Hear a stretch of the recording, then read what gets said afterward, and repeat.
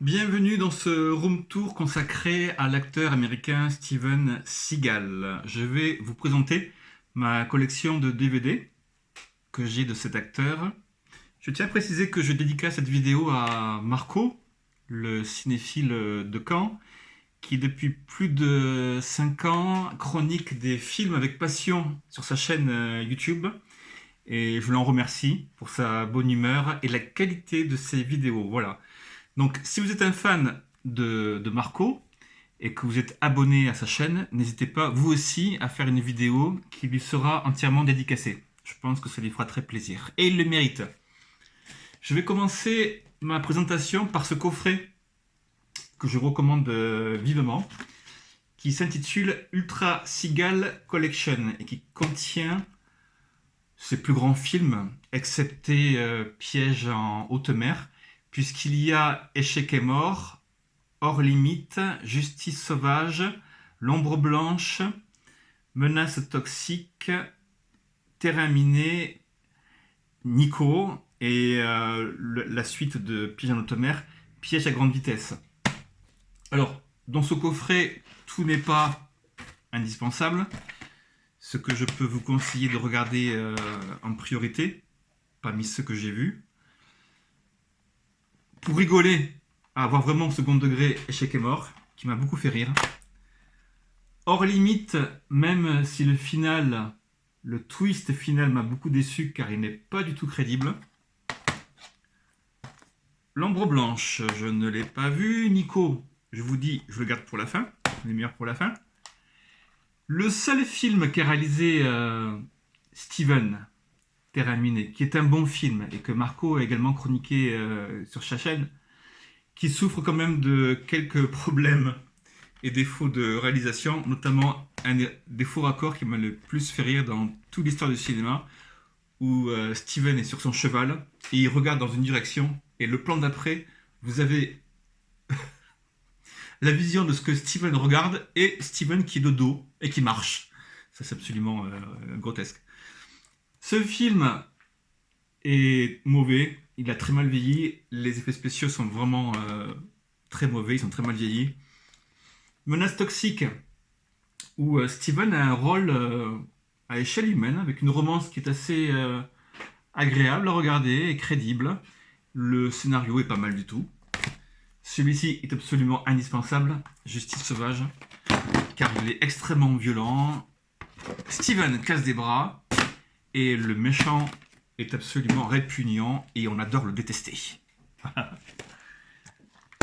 Les autres films de Steven que j'ai vus désignés pour mourir, on peut dire tout ce qu'on veut sur ce film, que Steven ne s'est pas rendu en Jamaïque, ce qui est vrai. Il n'en reste que l'histoire est pas mal du tout, et qu'on passe un très bon moment. Into the Sun, alors le scénario est grotesque, vraiment décousu, mais par contre si vous aimez le Japon, je le recommande fortement. Piège en haute mer, son plus gros succès au cinéma, à voir absolument, avec un Tommy Lee Jones en roue libre. Un aller pour l'enfer, qui est pour moi la quintessence d'un nanar de Steven Seagal, où l'acteur a une doublure qui a 20 ans de moins que lui et qui pèse 2 fois moins. C'est vraiment risible, mais on passe un très bon moment. Today You Die, qui est très dispensable, je ne garde pas un excellent souvenir. Mission Alcatraz, beaucoup d'action, des protagonistes vraiment badass, avec la présence de non pas un méchant mais 2 méchants, qui sont absolument répugnants. Ce film est une grosse censuré par YouTube. Urban Justice, un film qui est pas mal, qui se laisse regarder. Against the Dark, qui est le seul film de genre fantastique dans la cinématographie de Steven. Une curiosité popcorn.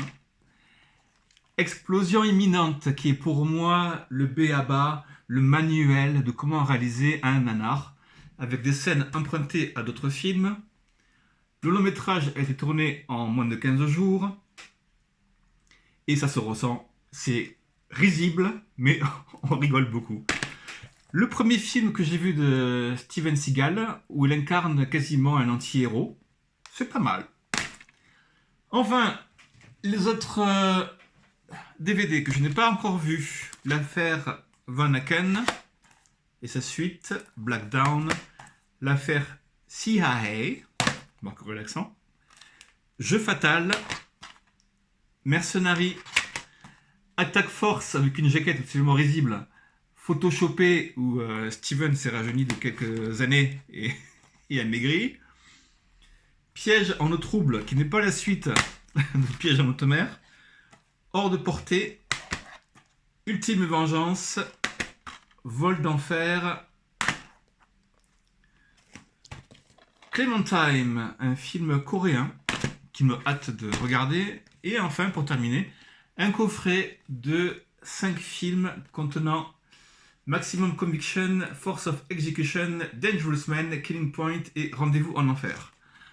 Voilà, cette courte vidéo n'avait qu'ambition de vous distraire et de faire plaisir à mon ami Marco, qui mérite d'avoir ses 1000 abonnés.